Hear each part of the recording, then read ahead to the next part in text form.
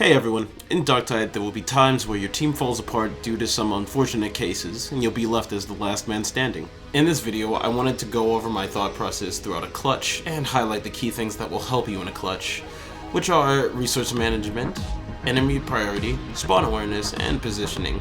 So let's just get right into it. That's a green cluster. Oh dear. Bonk, jump down, please. Coming up here, I made the mistake of grabbing a set of grenades that I could have waited for a little later on. It would have been useful. But at least there are plenty of stims to go around. Now with my team falling apart one after another here, my plan is to try to rotate around them, but as you see here, a bunch of maulers decided to spawn in and hinder my progress. After eating a hit from one of them, I decide that it is best for me to retreat down this long corridor while throwing my fire grenades, damaging them all at once. Here I see the opportunity to at least save one of my teammates, but it's quickly foiled by the flamer that spawned. And seeing the amount of specials and elites that are currently in the area around my teammate, I decide that he can't really be saved. There's too many of them around, and I would quickly be overwhelmed. So I thought that the best choice of action was to use my last grenade to rotate around and whittle away against all of the remaining specials and elites. Otherwise, if I try to progress with these enemies but still behind me, I might be pincered between the new aggroed enemies and the ones I was engaging before. Now when it comes to clutching with any class, I really like to run things that would help me in a scenario like this, such as the max stamina curios. I have all the stamina that I could possibly get, so I really won't run out unless I block an overhead attack from like a crusher or a mauler. So when it comes to the majority of melee engagements, I shouldn't have to worry too much about my stamina management since it's so high.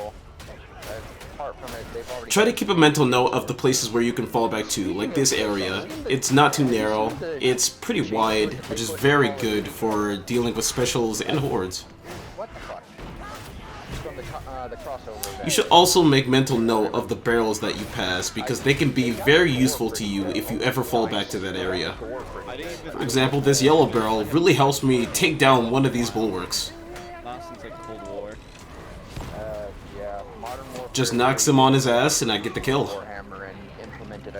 And I still have one more just in case I need to come back to this area again. And the chain sword. I don't know if they did anything for the helm. They should have done the blood angles. Well.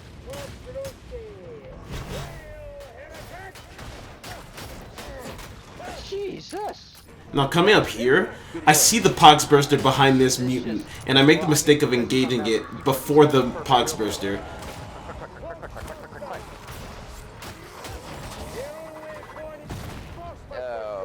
This is why enemy priority is pretty important. I should have dealt with the Poxburster first, and then the mutant, which would have still been stunned from hitting that wall.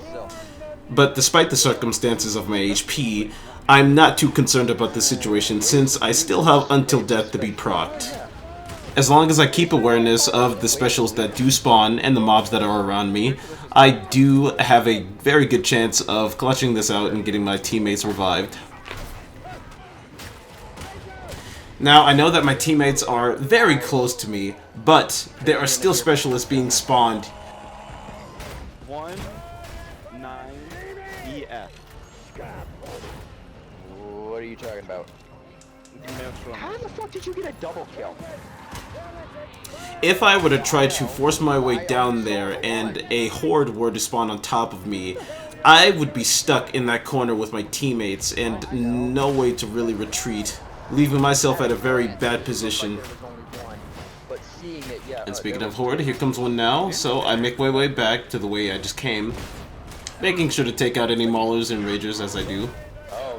But I continue retreating so that I don't get sandwiched between the horde behind me and in front of me. Now, without any grenades, this horde can be problematic pretty quickly, but with this barrel that I left behind, it does a really good job of clearing out some of the crowd and putting that rager on his ass. And as I said before, since I have the stamina, I always will prioritize a specialist or an elite over the fodder of a horde. was a snip rifle. Okay, alright. That's unfair how you... Now most of the horde has been handled. I need to start rotating back to my team while taking care of any high priority targets that pop up along the way.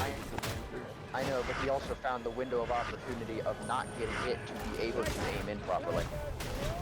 He also has toughness, so you can just use the... Now I'm well aware that there are more specialists spawning, but they aren't immediately a threat that needs to be handled, so I do make the push for my teammates and manage to get them up.